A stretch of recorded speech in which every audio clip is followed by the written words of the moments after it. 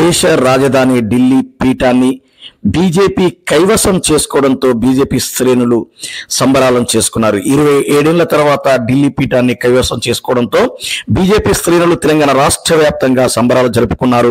మిఠాయిలను పంచిపెట్టారు, టపాకాయలను కాల్చారు.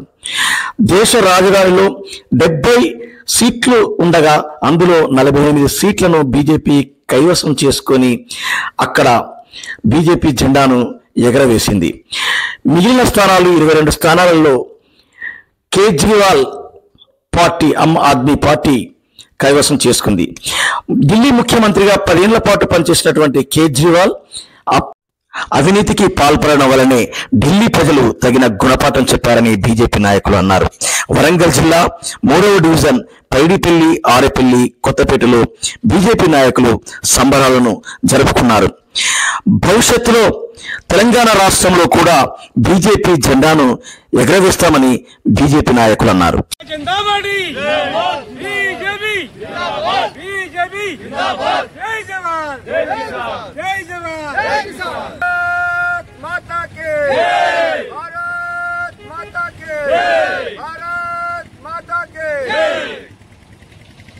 ఈరోజు భారతదేశంలో ఒక ఘట్టం.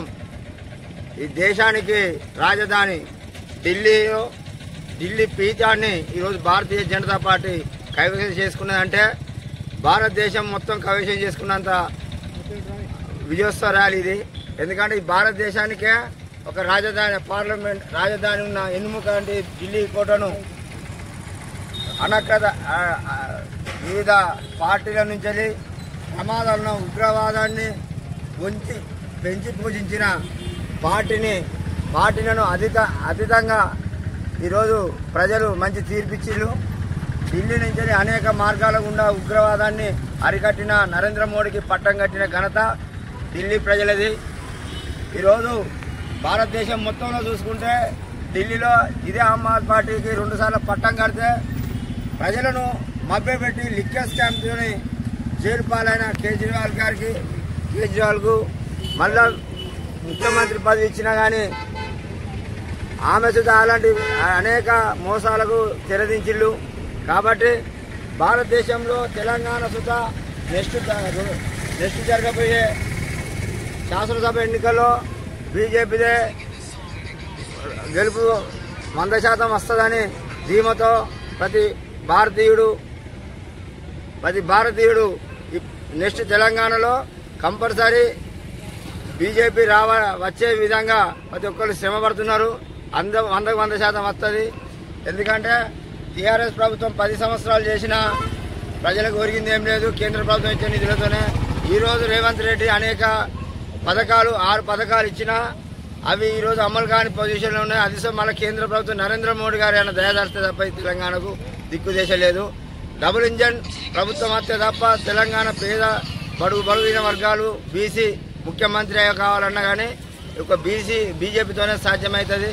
కాబట్టి ఇది విజయోత్సవ ర్యాలీగా మా 3వ డివిజన్ పైడిపల్లి నుంచి నెక్స్ట్ జరగబోయే శాసనసభ ఎన్నికలు కానీ కార్పొరేట్ ఎన్నికలు కానీ ఇక్కడి నుంచి విజయోత్సవం జరుగుతుందని ఆశిస్తూ వరంగల్ జిల్లా వర్ధనపల్లి నియోజకవర్గం పైడిపల్లి 3వ డివిజన్.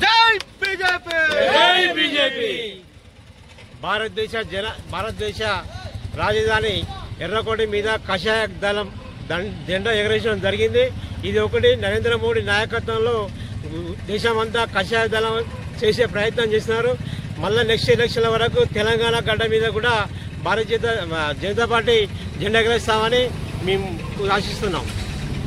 3వసారి ప్రధానమంత్రిగా మోదీజీ అయిన తర్వాత 2 రాష్ట్రాల ఎన్నికల తర్వాత మొన్నటి వరకు బీజేపీ జెండా రాష్ట్రాల నుంచి ఎగరేసుకుంటూ వచ్చింది. అలాగే ఈరోజు మన రాజధాని అయినటువంటి ఢిల్లీ పీఠాన్ని కూడా 27 సంవత్సరాల తర్వాత బీజేపీ మొట్టమొదటిసారిగా ఈ అవినీతి నిర్మూలన దిశగా ప్రయాణించేటటువంటి మన బీజేపీని ఢిల్లీ ప్రజలు పట్టం కట్టడం ఈ రోజు జరిగింది. దానికి అనుగుణంగా ఈ తెలంగాణ రాష్ట్రం మొత్తం సంబరాలు చేసుకుంటూ అదేవిధంగా రాబోయే ఎన్నికల్లో కూడా మన బీజేపీ తెలంగాణలో కూడా జెండా ఎగరేస్తుందని దృఢ నిశ్చయంతో అందరూ ప్రతి వాడవాడన ఈ విజయోత్సవ ర్యాలీలో బాల సంచారం కాలుస్తున్నాం. జై బీజేపీ. भारत माता की जय, भारत माता की जय। గారి నాయకత్వంలో బీజేపీ పార్టీ దాదాపు 90% భారతదేశంలో అన్ని రాష్ట్రాలు కైవసం చేసుకోవడం, నేడు ఢిల్లీ కూడా 48% తోటి 48 సీట్లతోటి కైవసం చేసుకోవడం జరిగింది. ఇది దేశ ప్రజలందరూ సంతోషిస్తున్నటువంటి సమయం. మున్ముందు కూడా తెలంగాణలో భారతీయ జనతా పార్టీ ప్రభుత్వ ఒక ఏర్పాటుకు కూడా సన్నాహాలు జరుగుతూ ఉన్నాయి. దానికి అందరూ కూడా ప్రజలు మద్దతు పలికే విధంగా ప్రజల్లో కూడా ఒక ఉత్తేజం ఉన్నది. ఇది ప్రతి కార్యకర్త కష్టపడి సాధించినటువంటి విజయం. అలవి కాని హామీలు భారతీయ జనతా పార్టీ ఇవ్వదు. సబ్కా సాత్ సబ్కా వికాస్. 14 నియోజకవర్గాలలో ముస్లింలు ఉన్న దగ్గర 9 నియోజకవర్గాల్లో బీజేపీ గెలిచిందంటే వాళ్ళు కూడా మాతో జనజీవన స్రవంతిలో కలుస్తున్నారు. ఏ వర్గానికి బుజ్జగింపులు ఉండవు. ధర్మం గెలిచింది. సనాతన ధర్మం జిందాబాద్.